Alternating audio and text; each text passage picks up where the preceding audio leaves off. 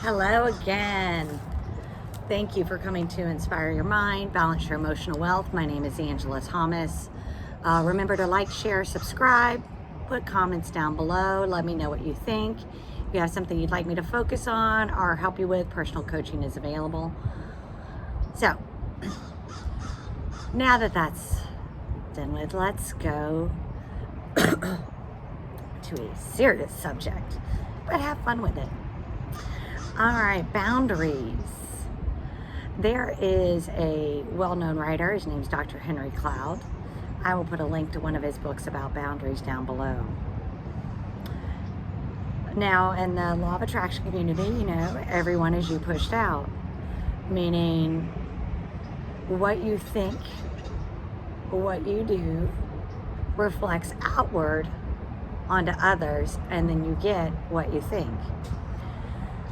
For example, if I think, gosh, I'm always treated poorly, nobody ever respects me, treats me kind, anything like that, then I am going to get that from everybody. I am going to get disrespected. I am going to get devalued, depersonalized, treated disrespectfully, because that's actually my expectation. My expectation is to have that. Apologize, time for some coffee. So what we have to do, first of all, is change that inner dialogue and say, oh my gosh, I'm so respected, I'm so valued, I'm impressive.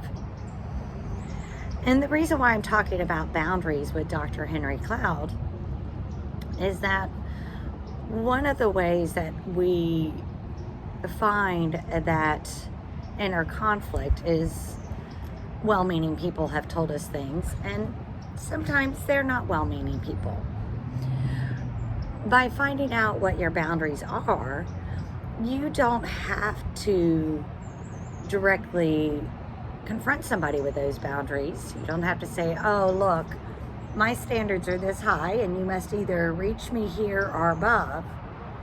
You shouldn't necessarily have to vocalize that. Now, keep in mind, everybody comes from a different perspective.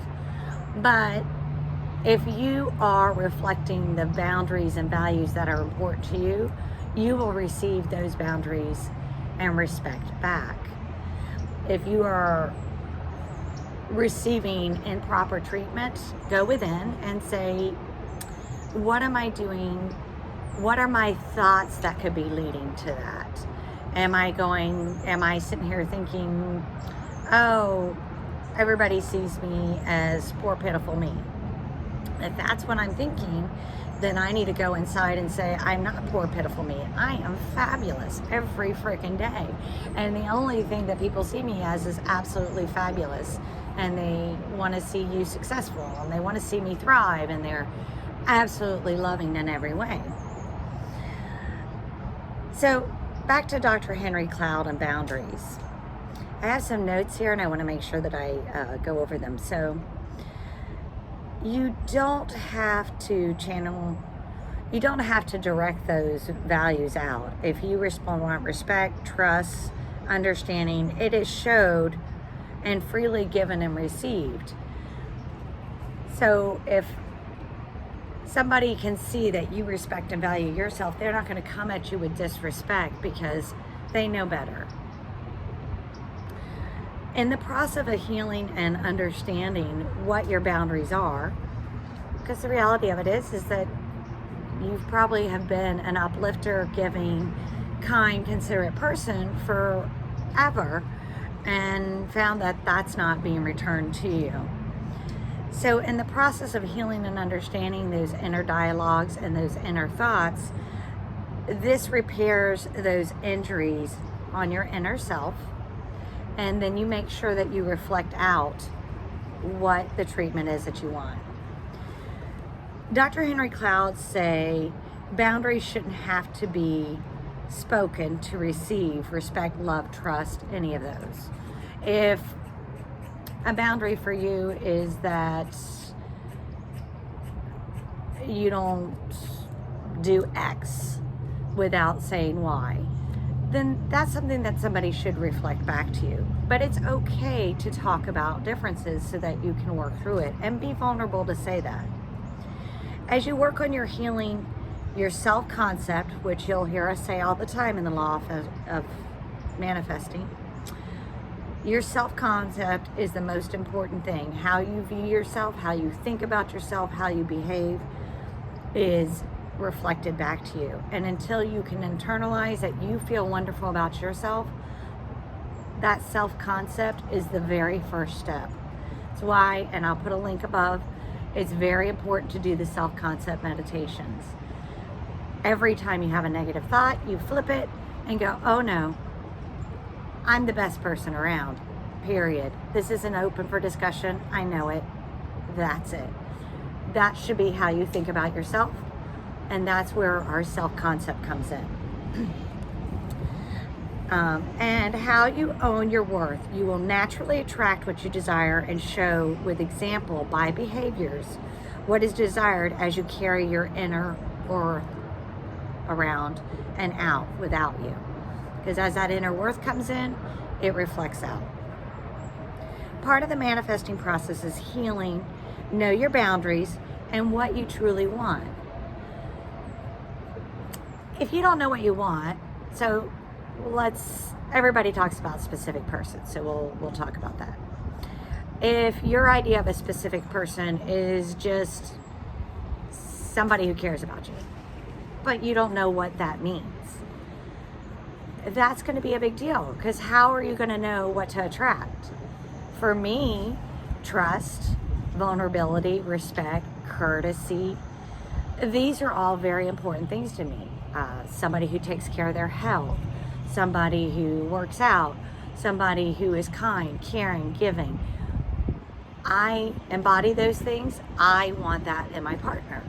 So what is it that you value? If you don't know what it is, you have to first work on that. So work on your self-concept, work on what you value, what is important to you, so that you can know to portray that and make sure that you receive that. And it will naturally be carried forth.